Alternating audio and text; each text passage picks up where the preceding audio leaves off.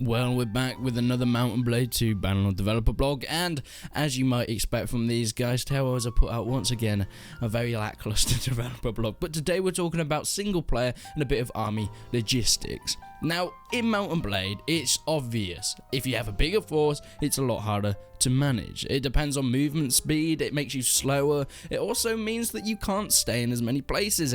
It makes it more obvious when you're moving around, people can catch up with you, but also, and most importantly, food. People like to eat, especially me. So if I'm in your party, make sure you slit my throat in the night quickly. But you definitely need to keep your army fed, because you can end up with some pretty sticky situations if you don't. It's a little bit different to Warband though. Your party can live off the land for some time, especially if it's a tiny party. Once it builds up, maybe not. But if you're walking around with what, 5, 10, 20 guys maybe, you don't maybe even need food in your inventory. They can just, harvest some worms out of a child's dead corpse or something like that. They can live off the land, they can eat some good nutrients there. But once you grow, you're gonna need to get some food. And you get it from the regular places that you'd expect in Warband for the most part. But you don't always have to do that, because your guys in the party, yes, a more advanced AI, dab to that. People in the party, why the fuck did I just do it? People in the party can buy food from villages and sometimes even loot them if they want to. And then moving on to large parties, of course you're going to need a lot more food. You're going to need some mules as well to carry all your stuff. Livestock, because, the freshest way to keep a cow is on 4 legs. Right? And of course extra horses and even tools for building siege weaponry when it comes to it, because eventually you'll have to siege Highgarden and Lady Orlena will be sitting in a chair, but you're not going to have many dragons. But what happens if you do run out of food? Well, your men start to develop AIDS and Ebola. They start to eat each other. No, they don't. But they will start to starve and getting too weak to fight sometimes, or even, I know this is weird, dying. Apparently that happens when you don't have enough food. But even those that actually manage to get onto the battlefield, if you don't have the food to feed your army, the ones that spawn in can often have debuffs in the battles, such as lower morale or even lower health. Now, what's a way to counter this? Well, as I said, you can buy food from villages, towns, the normal sort of stuff. You can slaughter your livestock, put it in your pack mules so you can bring it with you.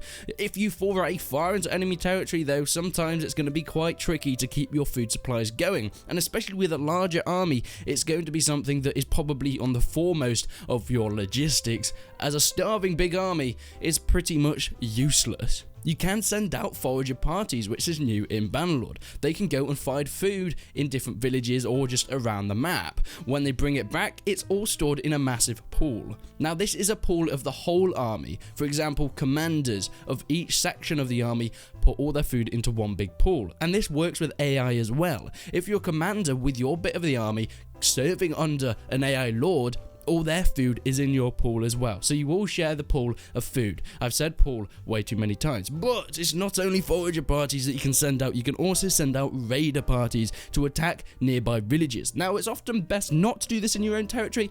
I found slaughtering your dad is not the best way to get a lasagna. But But if you're in an enemy region, it's often not a bad idea to send out some raiders. Not only will they find things like resources, food as well in nearby towns, but they'll also kill a few peasants, and this will also help anger the enemy. And an angry enemy is an angry enemy, but also the economy of that region will be hurt, meaning you'll affect supply lines. Maybe they'll not have enough food themselves, and that will give you a massive advantage in the long run. So it's not just your short-term advantages that you need to be looking at in terms of winning battles, but also in the long run affecting their economy and their supply lines, which you can do while also advantaging, that's not a word, yourself by getting food from these raiders. But what if you're on the defensive side? What if an army is doing this to you? Because I've already seen in all these developer blogs, anything you can do, the AI lords can do better. Anything they can do better than you. But you can also do some pretty defensive tactics in order to do this. Now, killing them is probably the first port of call.